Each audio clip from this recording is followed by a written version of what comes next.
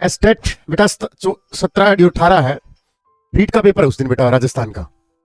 अभी तक official notice तो नहीं आया है, बट 99 प्रोबेबिलिटी है कि एस्टेट पोस्टपोन हो और 15 फरवरी के आसपास पेपर जाए। शाम तक शायद नोटिफिकेशन देखने को मिल जाएगा। दिक्कत एस्टेट में ये थी कि एक तो फॉर्म भरने की टाइम बहुत कम दी गई।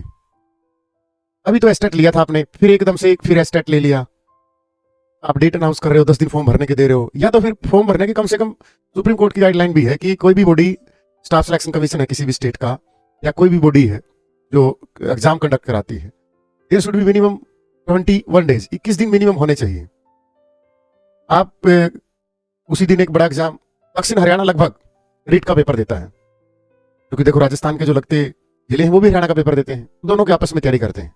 तो रीट का एग्जाम बहुत महत्वपूर्ण है। उस वजह से हमारे जो एसपीएससी के चेयरमैन पवन शर्मा, उनके पास बहुत सारे ईमेल भी गए हैं। तो 99% है कि फरवरी में जाए। मैं तो कह रहा हूँ मार्च में ले लो, क्योंकि टाइम है, क्योंकि वैकेंसी अब किसी बच्चे का रह भी जाए स्टेट तो बहुत बड़ा खामियाजा होगा, क्योंकि पिछला स्टेट हो चुका है, उससे पीछे वाला हो चुका है, और तीसरा यह स्टेट है, इसके बाद वैकेंसी आनी है। तो ये जितना लेट हो उतना फायदा है, क्योंकि कोई बच्चा किसी वजह से स्टेट रह गया, फॉर्म नहीं भर पाए, बहुत सारे तो फॉर्म नहीं भर पाए, और बहुत सारे क्या बहुतों की तैयारी भी नहीं है।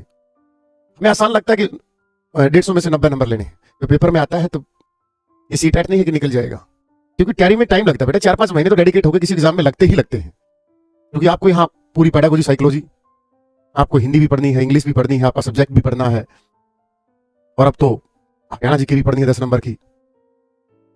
तो बहुत बड़ा वास्ट सिलेबस हो जाता है। ऐसा नहीं कि हाँ चलो भाई एक ही पेपर है, जैसे हम बीएससी में करते थे या हम बीएड में करते थे, एमएससी में तो काम नहीं चलता ऐसे।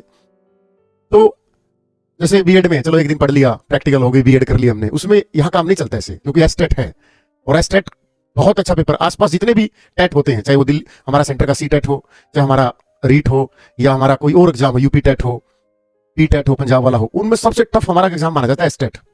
कई सब्जेक्ट तो ऐसे हैं, जैसे एमएससी का जो हम पीजीटी मैथ का है, बहुत टफ पेपर आता है, इंग्लिश का है, बहुत टफ पेपर आता है।